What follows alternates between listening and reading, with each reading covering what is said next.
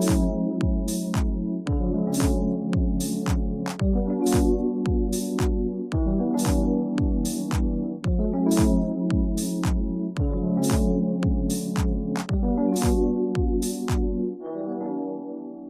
chers internautes lectrices et internautes lecteurs, me revoilà pour une vidéo sur ce mois d'avril, mais uniquement sur les 15 premiers jours d'avril. Oui, je vais essayer de vous faire 2 vidéos par mois. Là, aujourd'hui, ça marche. On verra si les mois suivants, ce sera pareil. Alors évidemment, il y aura une autre à la fin du mois pour les 15 derniers jours. Donc vous allez voir, il y a pas mal de romans, il y a des BD aussi, parce que je me suis mise à lire des BD, des romans graphiques. Voilà, j'espère que ça va vous plaire. Alors comme d'habitude, je vous mets le titre de tous les romans et toutes les BD dont je vais faire la présentation juste après. N'hésitez pas, si vous avez envie, vous avez juste à cliquer sur les durées et vous pouvez aller directement voir le livre ou la BD qui vous intéresse. Voilà, ça permet de... moi, je trouve que c'est plus sympa sur une vidéo, surtout quand on recherche. Des fois, on recherche une critique, on recherche un truc. Et je trouve que c'est très agaçant d'avoir à aller regarder toute une vidéo et puis d'aller au pif pour essayer de retrouver où est-ce, à quel moment elle parle de tel ou tel livre. Voilà, donc moi, ça me gêne, ça m'embête. Je me dis que pour vous, ça peut être pareil, donc j'aime bien faire ça. Effectivement, ça me prend un petit peu de temps, mais c'est beaucoup plus sympa. Donc voilà, j'espère que cette vidéo va vous plaire. N'hésitez pas à me le dire, n'hésitez pas à liker, n'hésitez pas à vous abonner, ça me fera plaisir. En attendant, je vous retrouve à la toute fin de la vidéo pour vous dire au revoir, tout simplement. Et je vous souhaite un bon visionnage. À tout à l'heure. Une époque formidable de Kylie Reid. Alors, ce roman, il m'a été offert par Babelio et donc par les éditions Le Cherche Midi dans le cadre de Masse Critique Privilège. Et donc, je vais faire un retour de chronique, un retour sur cette lecture. Alors, quand je reçois un livre comme ça, la première chose que je regarde déjà souvent, c'est la couverture, hein, puisque c'est pas un livre que j'ai demandé ou que j'ai cherché. Et j'ai trouvé que la couverture était sympa. Elle est pétillante, voilà, il y a des couleurs sympas, du rose, du bleu, ça pète bien, je trouve. Même, je l'ai vu sur l'étal de la librairie, effectivement, on le repère assez vite. Et le titre, Une époque formidable, je me dis, tiens, voilà, ça fait penser à quelque chose de plutôt sympa, en fait. Hein. Donc je me dis, allez, ok, super, ça devrait être pas mal. J'ai lu la 4e de couverture et je m'aperçois qu'en fait, c'est déjà un premier roman de cet auteur, Kylie Reid, et que ça s'est plutôt bien classé dès la sortie aux États-Unis. Hein. C'est sorti il y a 1 ou 2 ans, je crois, aux États-Unis, avant d'être traduit en France.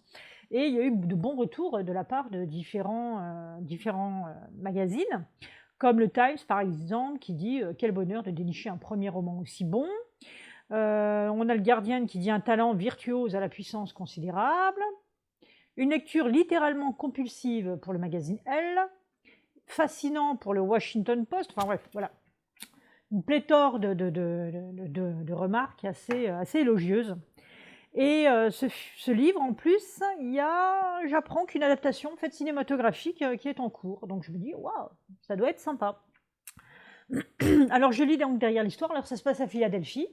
Donc ça va, aux États-Unis. On va apprendre un petit peu plus sur cette société américaine à notre époque. Donc c'est une jeune diplômée qui s'appelle Emira, et qui est afro-américaine, et qui va s'occuper d'une petite fille qui s'appelle Briar, qui a 3 ans. Un personnage que j'ai beaucoup aimé, cette petite fille. Et cette petite fille, donc c'est la fille d'une grande influenceuse qui est assez réputée, qui habitait New York et qui vient de déménager à Philadelphie pour suivre son mari qui a un poste de présentateur dans une chaîne locale de Philadelphie. Et cette jeune femme va se retrouver dans une histoire, en fait, avec la petite fille Briard. Elles vont partir dans un magasin un soir pour rendre service à ses parents qui viennent de vivre un truc pas très sympa et ils doivent faire venir la police à la maison. Alors rien de grave, hein, mais une espèce d'agression où on a jeté des cailloux chez eux par la fenêtre, etc. Une fenêtre a été cassée. Et pour que la petite n'assiste pas au déballage avec les flics, etc., elles ont demandé à la babysitter, elles l'ont rappelée en urgence pour qu'elle emmène la petite dans le supermarché du coin. Sauf que dans ce supermarché, le vigile et une cliente vont trouver louche cette jeune femme noire avec cette gamine de 3 ans, et vont commencer à suspecter peut-être un kidnapping, etc. Alors elle va dans une histoire pas possible, elle va essayer de se défendre comme elle peut, pour finalement appeler le papa de la gamine qui va venir et qui va expliquer qu'effectivement c'est sa babysitter et, voilà, qu'il n'y a aucune suspicion à avoir, et il va les raccompagner chez lui. Alors bien évidemment, la jeune femme est en noir, le magasin étant exclusivement blanc, dans un quartier blanc, on voit tout de suite que c'est en relation avec un certain racisme un petit peu insidieux qui traîne aux États-Unis. Alors pendant cette altercation, il y a un jeune homme blanc qui a filmé toute la scène et qui va proposer à la jeune femme finalement d'utiliser sa vidéo pour essayer de réparer ses torts et puis peut-être pourquoi pas de faire virer le vigile parce que cette situation est intolérable aux États-Unis à cette époque, etc.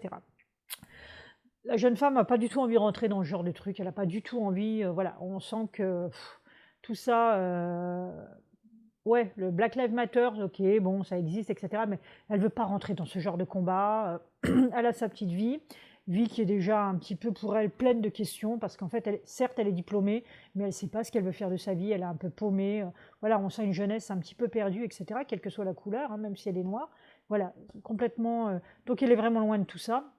Elle n'a pas vraiment envie de rentrer là-dedans.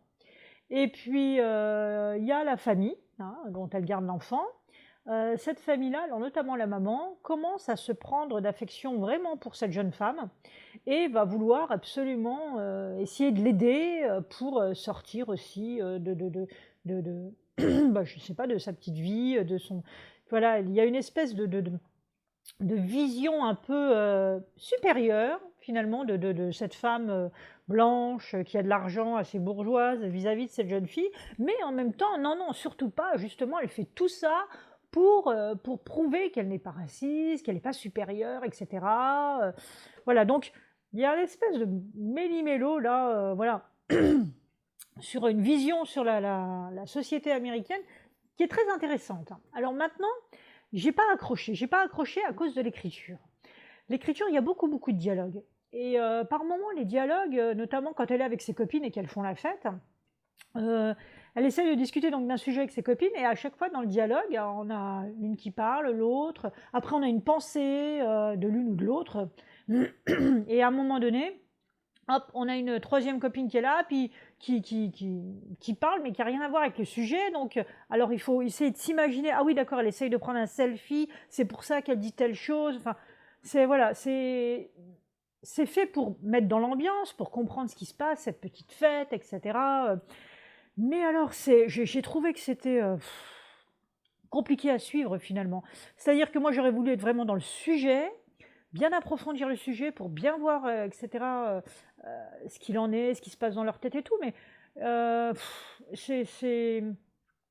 Oui, c'est compliqué à suivre en fait, ce- toute cette histoire, toutes, toutes les actions. Alors, en parlant d'action, il n'y a pas beaucoup de tension, il n'y a pas vraiment d'action. Effectivement, alors je ne vais pas vous spoiler, hein, mais effectivement, à un moment donné, il y a un chapitre qui s'arrête sur une phrase, on se dit, quoi? Alors là, on se dit, ah ouais, d'accord, ça intrigue et on a envie de la lire la suite, le cliffhanger classique, quoi. Après, il n'y a rien d'extraordinaire, hein, voilà, ça reste une histoire, simple, pas, je dirais pas simple à lire, mais c'est pas extravagant. Maintenant, le thème, je le trouvais vraiment très intéressant, mais pour moi, je l'ai trouvé un peu, je l'ai trouvé mal exploité au niveau de la forme. Voilà, j'ai trouvé que la forme n'était pas au service du thème. Mais voilà, c'est mon opinion à moi. Alors après, quand je vois les critiques dithyrambiques sur ce bouquin, je suis peut-être passée à côté de quelque chose sur cette écriture, je sais pas. Alors est-ce que c'est la traduction? Est-ce que c'est la traduction qui fait ça? Les mots sont peut-être pas, je sais pas. Je ne peux pas dire, je ne suis pas une spécialiste dans ce domaine, mais vraiment, j'ai eu du mal à accrocher à cause de ça, alors que l'idée me plaisait beaucoup. Maintenant, j'ai vu qu'effectivement, il y a une adaptation cinématographique qui est en cours. C'est fort probable que au cinéma, cette histoire passe beaucoup mieux et que le message passe beaucoup mieux. C'est probable. Je vous l'ai dit, hein, quand on lit ces dialogues-là, il y a des moments donnés, on voit bien que le dialogue, il est là pour, au service de ce qui se passe autour des personnages et pas seulement dans la conversation. Et du coup, c'est perturbant parce que dans la manière dont c'est amené, ça casse vraiment la conversation et je trouve que ça casse un petit peu le truc. Donc voilà, ça c'est mon impression et mon ressenti pour cette histoire-là. Ça m'empêche pas de remercier Babelio et Cherche Midi pour me l'avoir envoyé, parce qu'effectivement, ça parle quand même de cette époque en ce moment aux États-Unis, à Philadelphie, et je trouve que c'est vraiment intéressant ce côté, cette influenceuse, ses copines new-yorkaises. Enfin, je sais même pas si c'est pas un peu cliché des fois, mais oui et non, parce que je pense que c'est vraiment un peu comme ça que ça se passe là-bas, hein. C'est quand même une américaine qui l'a écrit, donc voilà, j'ai bien aimé ce côté-là quand même. Alors ça s'appelle donc Une époque formidable et c'est de Kylie Reid. Traverser la nuit d'Hervé Lecor. Alors ce roman, c'est un roman très noir, mais vraiment très très noir. Hervé Lecor, je ne connaissais pas du tout, alors effectivement, on se renseigne un petit peu, on voit que c'est un auteur de polar, thriller, qui écrit des romans très noirs. Et là, en l'occurrence, c'est le cas, c'est très sordide, assez glauque, et je dois dire que j'ai senti un certain malaise parfois en lisant des situations, des passages dans ce roman. Alors l'histoire va tourner autour de 3 personnages. Un flic, hein, évidemment dans un polar, un flic qui s'appelle Jordan et qui est complètement omnibulé par toute son expérience en fait de flic, sombre, noir, toutes ces existences qu'il a croisées de ces gens qui sont un peu laissés pour compte ou de ces gens qui sont dans la misère et qui ont du mal à s'en sortir, que ce soit des drogués, que ce soit des gens violents, que ce soit, enfin voilà, il a vu tellement et tellement de choses, des meurtres d'enfants, voilà, il est complètement hanté par tout ça et là, il est en train un peu de toucher le fond, on sent que ça va pas du tout bien pour lui. Ça, c'est le personnage, un des personnages principaux. On a une femme, qui s'appelle Louise, qui elle est une jeune femme qui élève un enfant, seul, qui a 8 ans, qui s'appelle Sam.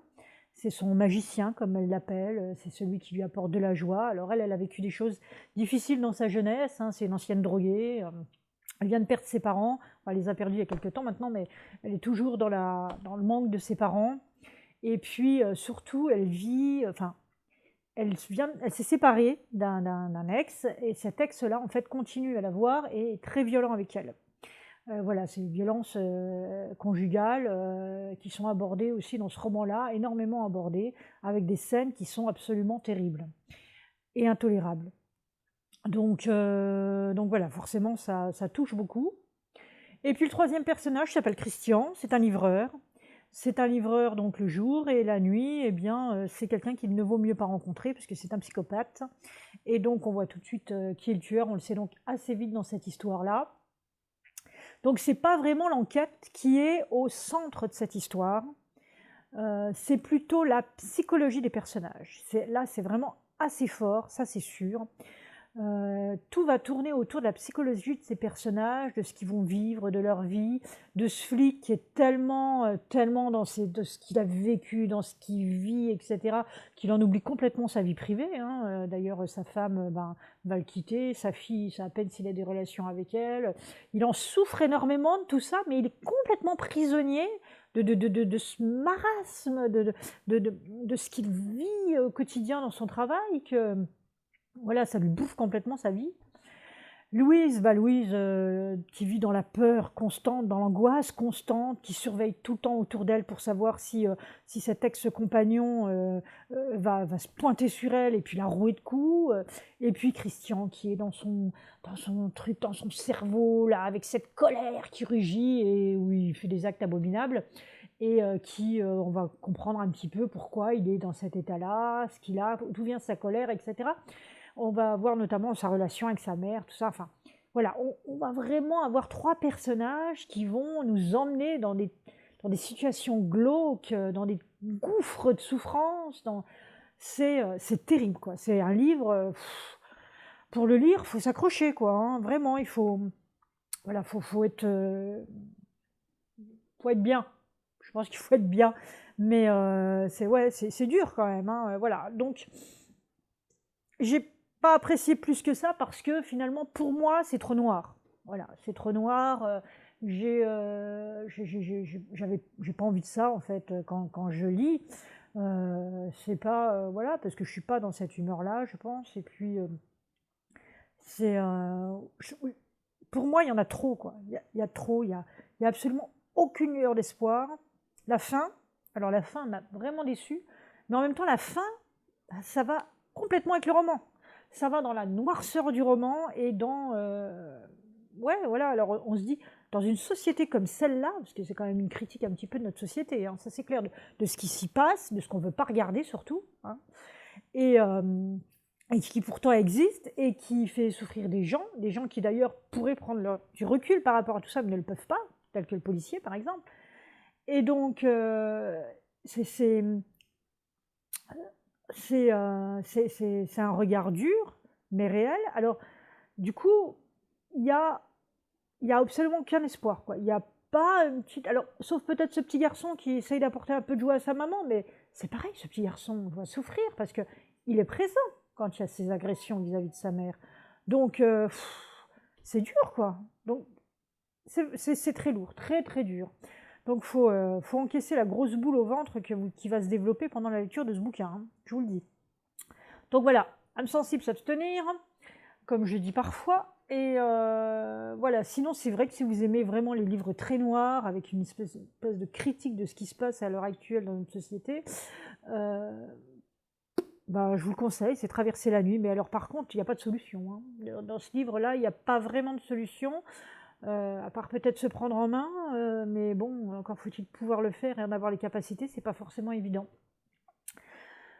Donc voilà, alors oui, encore juste une petite chose aussi qui m'a un peu embêtée, c'est qu'il y a quelques coquilles dans ce bouquin-là. Alors des coquilles d'orthographe à la rigueur, c'est pas, ça peut arriver une lettre pour une autre, mais j'ai surtout une grosse coquille qui se situe dans le chapitre 2, où lors du récit, en fait, dans le récit, il y a un prénom qui est mis d'un personnage, et en fait, c'est pas le bon prénom, c'est un autre prénom.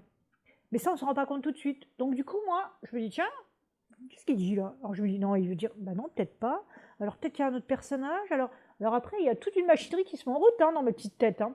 Et donc du coup, ça m'a complètement perturbé le récit, parce qu'à un moment donné, je me suis rendu compte que non, non, en fait, à cet endroit-là, c'est une erreur. C'est une véritable erreur. Il y a un prénom qui a été mis qui n'a rien à faire là, quoi. Ce prénom-là, c'est un personnage qui arrive beaucoup plus tard et qui n'a rien à voir avec ce qui se passe là. Mais zut, quoi. C'est vraiment dommage. Franchement, là, je pense que je vais voir si je peux pas contacter Rivage Noir pour leur dire quoi, qu'il y a une grosse coquille. Alors après, ils le savent peut-être maintenant, hein, je sais pas, j'ai pas entendu, j'ai pas vu de critique qui en parlait.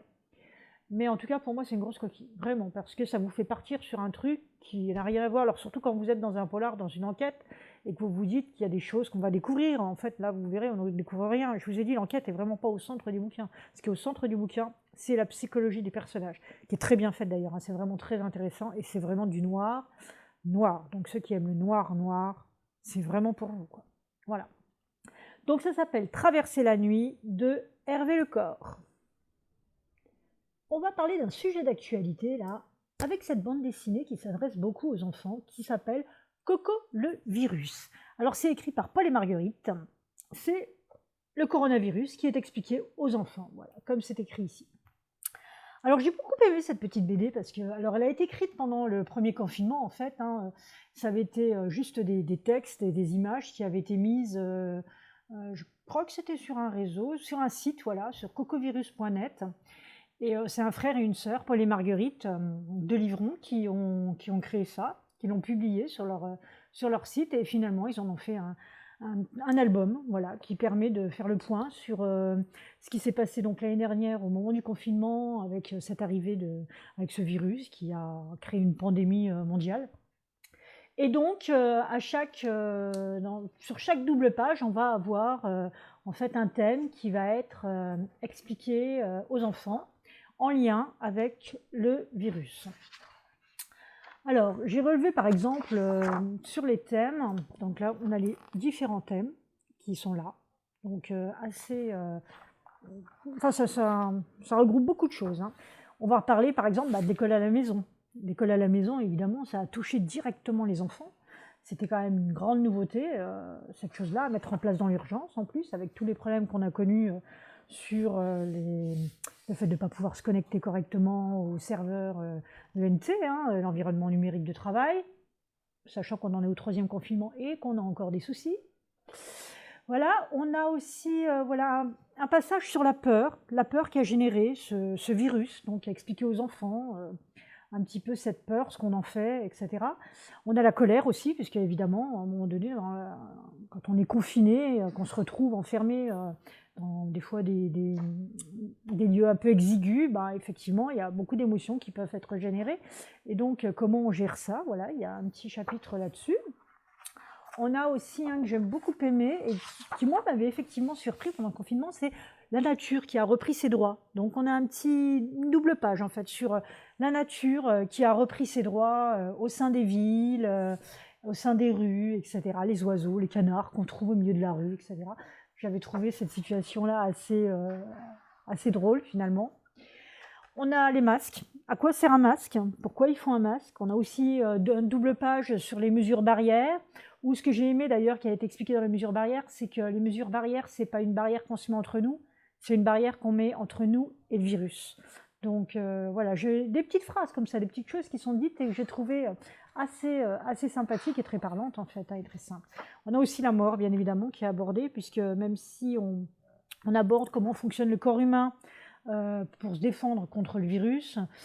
Il y a aussi des fois où malheureusement le corps humain n'arrive pas à se défendre pour les personnes fragiles, les personnes qui ont déjà une maladie. Donc voilà, c'est expliqué aux enfants. Alors voilà, il y a plein de sujets, y compris la rentrée après le confinement, comment elle va se passer, qu'elle sera certainement pas comme les autres, un peu spéciale, avec toujours ces mesures barrières à appliquer. Voilà, j'ai trouvé que c'était vraiment bien, c'est bien fait. C'est vraiment c'est agréable à lire, ça permet de discuter avec ses enfants, peut-être de répondre à certaines de leurs questions, d'aborder ce sujet avec les petits notamment, pour qui c'est angoissant. Alors ça s'arrête au moment à la fin du confinement, quand il y a eu la reprise. Ça parle de la deuxième vague. Qu'est-ce que la deuxième vague? Et à ce moment-là, on ne savait pas encore qu'on aurait cette deuxième vague qui est arrivée ensuite en octobre-novembre. Maintenant, on en est même à la 3e vague. Mais ça permet quand même de donner des clés aux parents pour peut-être parler de ça. Parce que des fois, on sait que les enfants, c'est pas tout de suite qu'ils réagissent, c'est plus tard. Peut-être qu'il y a des enfants qui vont réagir là, maintenant, parce qu'ils vont vraiment trouver le temps long, parce qu'ils en ont ras-le-bol, parce qu'ils ont fait preuve vraiment de grosses capacités d'adaptation, je trouve, les enfants par rapport aux adultes. Je trouve que les enfants, ils ont été merveilleux là-dessus.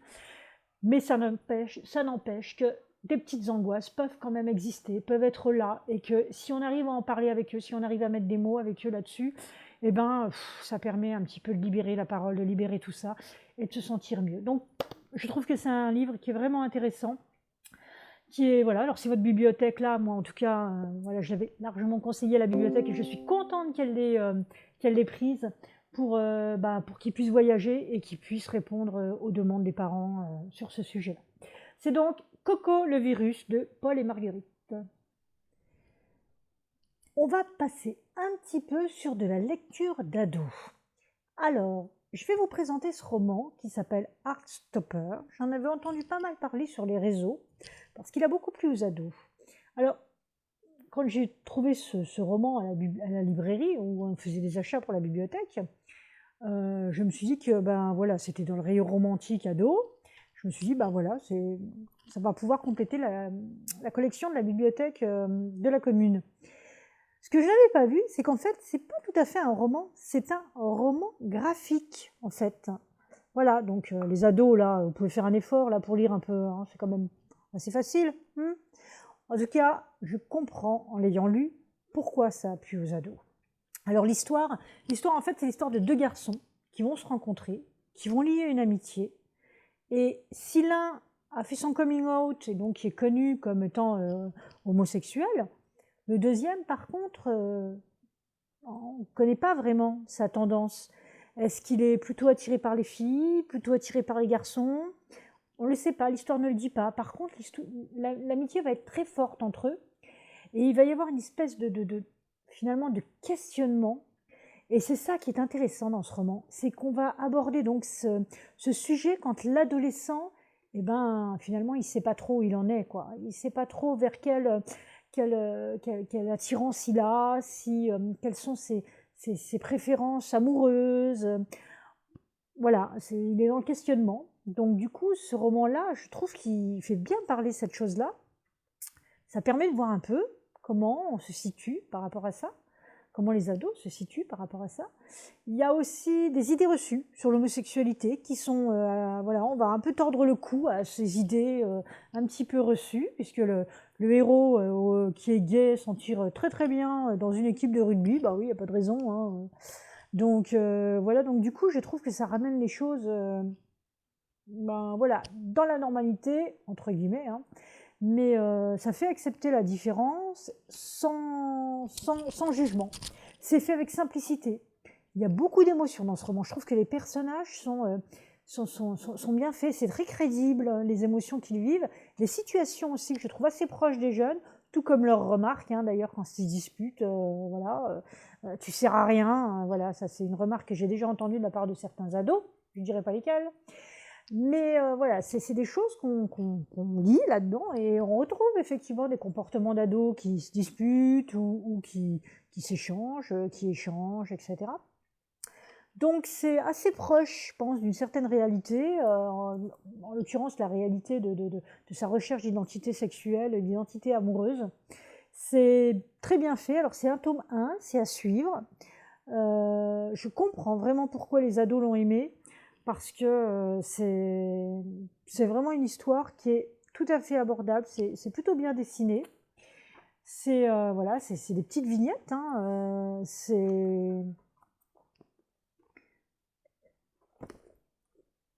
moi j'ai bien aimé. J'ai trouvé que cette rencontre entre ces deux potes-là, on ne sait pas jusqu'où ça va aller. En fait, on tourne les pages, on veut savoir hein, qu'est-ce qui va se passer entre eux. Et tous les sujets qui sont abordés autour de l'adolescence et de l'identité sexuelle et de l'identité amoureuse. Voilà, et puis leur relation avec les potes autour, avec les profs. D'ailleurs, j'ai trouvé que le professeur de sport était quelqu'un de très bienveillant dans ce roman-là, et ça fait du bien hein, de se dire que ça peut exister. En tout cas, il y a un modèle, et je trouve que c'est bien de montrer ce genre de modèle. Donc voilà, je le conseille aux ados. Voilà, une bonne histoire, un roman graphique, donc vous ne serez pas trop fatigué de lire ça, ça devrait aller. Et puis je pense que ça devrait vous plaire aussi. Donc ça s'appelle Heartstopper, c'est le tome 1. Et c'est écrit par, ah oui, par Alice Oseman. 1984 de George Orwell. Alors c'est pas le roman, hein, vous voyez que c'est assez grand. Hein. Non, c'est effectivement c'est la BD graphique, donc qui est une adaptation du roman. Alors j'ai pas encore eu l'occasion de lire le roman, mais je suis tombée sur ce graphique donc à la bibliothèque et je me suis dit mais tiens, c'est peut-être l'occasion finalement de le lire, mais autrement que sous la forme de roman et de le découvrir. Donc 1984 écrit par George Orwell. Ici l'adaptation et l'illustration c'est Fidonesti qui l'a faite. On va voir que les couleurs choisies sont très proches du gris, du rouge, du brun. Enfin voilà, ça va nous mettre très vite dans l'ambiance très glauque, très sombre, très oppressante de ce roman 1984. Alors l'histoire c'est une dystopie. Donc c'est un monde, c'est notre monde. Alors en 1984, bon, étant donné qu'on est en 2021, on voit bien que ça n'a pas ressemblé à ça, et heureusement pour nous. Mais George Orwell l'a écrit en 1950, hein, un petit peu avant sa mort en fait. Il a été publié tout début 1950. Et donc c'était là, une façon de voir l'avenir par rapport à ce qu'il lui avait vécu en tant que journaliste surtout, et au travers de la Deuxième Guerre mondiale. Donc on va y retrouver un système totalitaire, un mixte entre le stalinisme et le nazisme, où la liberté de penser finalement n'existe pas. Il n'y a plus de liberté du tout. Vous travaillez pour le parti. Alors soit vous faites partie des proches du parti, mais toujours surveillé. C'est la fameuse expression Big Brother is watching you, puisqu'effectivement vous êtes toujours sur surveillance, vous avez des grands écrans à la maison où vous devez regarder toute la propagande du parti. Vous devez, alors si vous êtes ce qu'on appelle des prolos, ben c'est la couche en dessous hein, en fait, hein, c'est tous ceux qui travaillent aveuglément. Alors eux, ils ont certaines libertés, mais ils sont complètement bêtifiés. Enfin, voilà, on les rend bêtes, en même temps, on leur donne des rations. On est vraiment dans l'ambiance qu'il y a eu pendant les guerres, en fait, hein, et là aussi, d'ailleurs, il y a des guerres, hein, puisque là, le monde est divisé en 3 régions, j'ai plus les noms en tête de ces régions, mais ces régions-là se font la guerre, hein. Donc voilà, alors on voit pas la guerre en tant que telle, on voit juste uniquement la vie, en l'occurrence à Londres, puisque ça se passe à Londres, de ces gens qui n'ont plus le droit qui n'ont plus de liberté, en fait. Plus de liberté d'émotion non plus, hein, des choses comme ça, donc c'est assez dur, c'est assez terrible, ça va très loin. De là à comparer ce qui se passe à l'heure actuelle chez nous, je pense qu'il ne faut pas exagérer non plus. J'avais entendu ça un petit peu, j'avais été intriguée et je me dis que non, c'est un peu poussé quand même. Faut pas exagérer.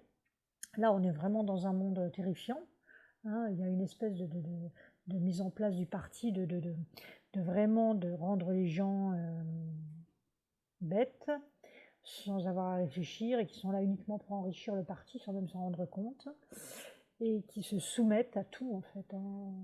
Qui se soumettent à la violence qu'on leur impose, qui se soumettent aux idées, qui se soumettent à la délation, enfin voilà, c'est vraiment très très sombre, hein.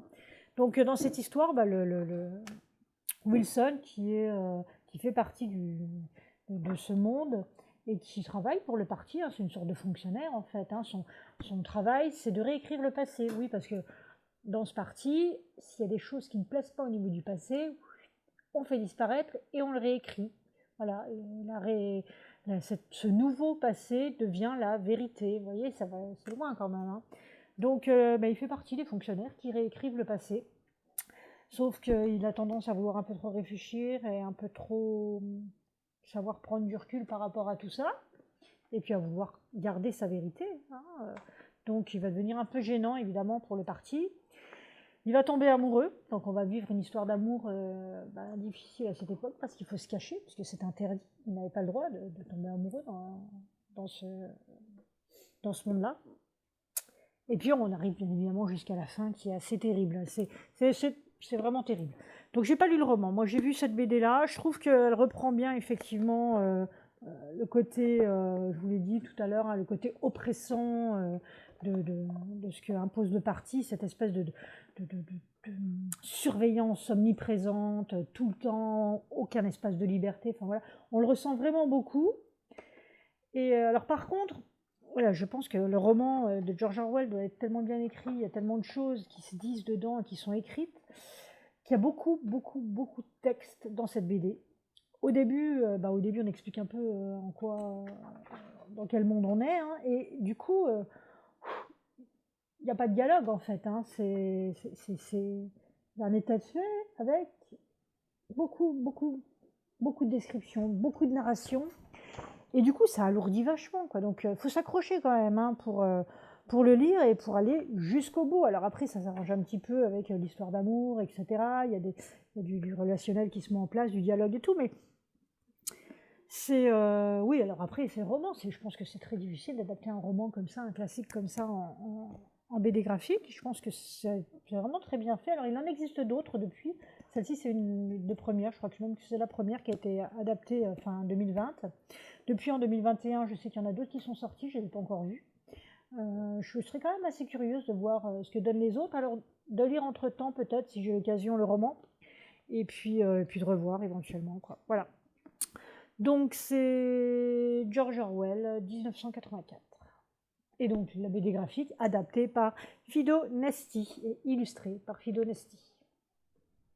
Chère Mamie au pays du confinement de Virginie Grimaldi. Alors j'avais lu Chère Mamie il y a déjà très longtemps et j'avais bien aimé, hein, ces petites lettres adressées à sa mamie. Alors ces lettres modernes, hein, bien évidemment, c'est les posts sur Facebook.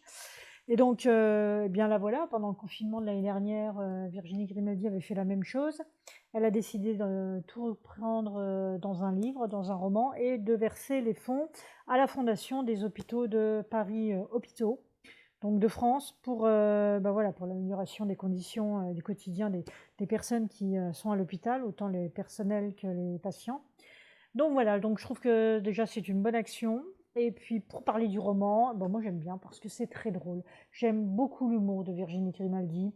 Je trouve que voilà, quand je lis ses textes, j'ai l'impression de voir un one-man show, de l'avoir sur scène et de nous raconter ces trucs qui nous font rire, quoi.